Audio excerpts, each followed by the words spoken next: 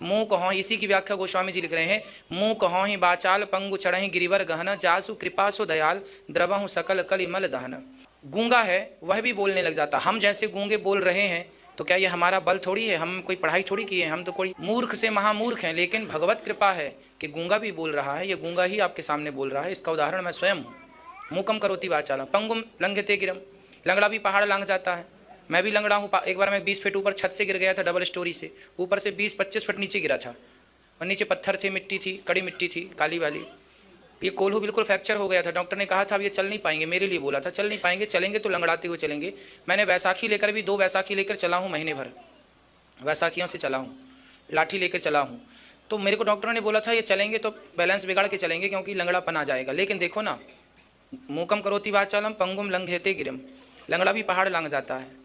मैं जब लंगड़ा था, गिरा था, एक्सीडेंट हुआ था, एक्सीडेंट मतलब गिर गए छत से, है ना, तो धोखे से गिर गए थे, रात्रि थी, ध्यान दिया नहीं। गांव में ऐसी छत होते हैं, बाउंड्री होती नहीं है, बाउंड्री छत में थी नहीं, और गिर गए। कोल्हू टूट गया, पूरा चूरा हो गई हड्डी, 3-3 ईंट लटकी रही महीने भर, 1.5 महीने तक। बहुत स्थिति थी उस प्रकार की वो बातें। तो अब सब स्वप्न की तरह है, भगवत कृपा ने बचाया। और उसके बाद तो मैं बैसाखी लेके चला। एक बार मैं चित्रकूट पहुंच गया, तो मैं स्मरण है, बहुत पुरानी बातें नहीं हैं, 2014 की बात है ये, 2014 की, 13-14 की। तो क्या हुआ कि मैंने उस लंगड़ेपन में भी, जब मेरी दवाइयाँ चल रही थी, जब मैं वैसाखी लेकर चल रहा था, तब हमने बात बात पर चित्रकूट चले गए थे।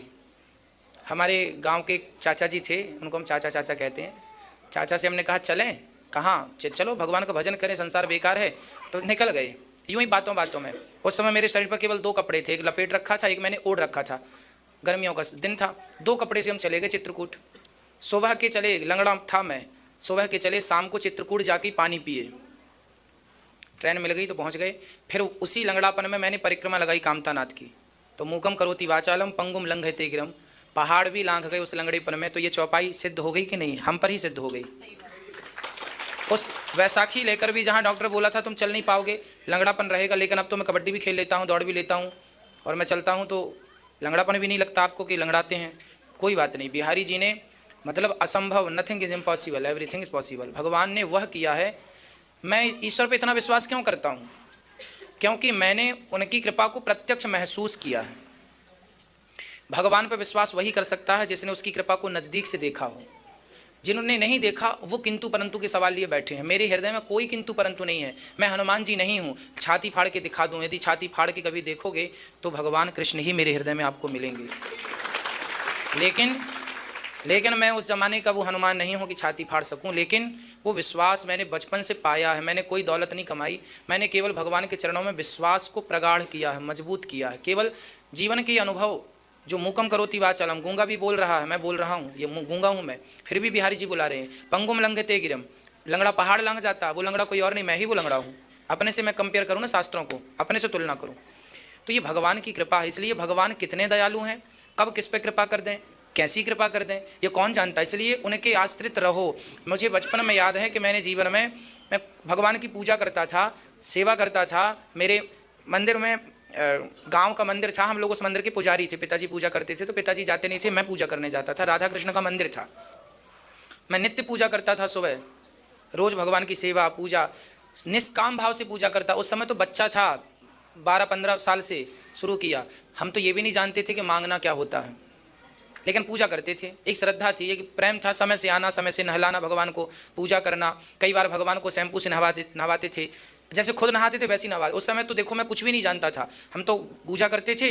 पूरा पूजा करके खेत जाते थे, चारा काट के लाते थे गायों के लिए, मेड़ों से चारा काट के लाते थे। 10-10 पूरा बोलते हैं, एक को पूरा बोलते हैं, ऐसे 10 पूरा लाते थे और गायों की सेवा करते थे। उस ज़माने में तो हम सच्चिदानंद क्या होता है ये भी नहीं जानते थे, भगवान कौन है, क्या है, कैसे, कोई व्याख्याएं, कोई परिभाषाएं नहीं थी। बस पूजा करनी है, निष्काम भाव था। कोई भाव था ही नहीं कि कोई कामना के लिए हम कर रहे हैं, ना जी, कोई कामना नहीं, कोई बस करना था, करते थे। और उसी निष्कामता का ये परिणाम है। इसलिए भगवान की भक्ति करो, निष्काम करते रहो, तुम करते रहो। जीवन में की गई पूजा, जीवन में किया गया सत्कर्म कभी बेकार नहीं जाएगा। उस पुण्य का फल तुम्हें कभी न कभी मिलकर रहेगा, रहेगा, रहेगा। इसलिए पुण्य करते रहो, अच्छे काम करते रहो, सेवाएं करते रहो। हमने जीवन में जो भी किया है समर्पण भाव से किया है। जो भी मैं करता हूँ उसे अच्छे से करता हूँ। मैं गायों की सेवा करता था तो अच्छे से करता था, पूजा करता था मन लगा के करता था, पाठ करता था मन लगा के करता था, पढ़ाई करता था, भले मैं जितना पढ़ा हूँ मन लगा के पढ़ा हूँ, जो भी करता हूँ अपने काम को ईमानदारी से करता हूँ और स्वार्थ से नहीं परमार्थ की भावना से करता हूँ। छोटे छोटे संकल्प, हर आदमी एक सपना देखता है ना, आपने भी सपना देखा होगा कि मैं डॉक्टर बन जाऊं, मैं इंजीनियर बन जाऊं, मैं ये हो जाऊं, मैं वो हो जाऊं। आपके सबके सपने होते हैं, बच्चों के सपने होते हैं और सपना देखना भी चाहिए, सबका एक अधिकार है।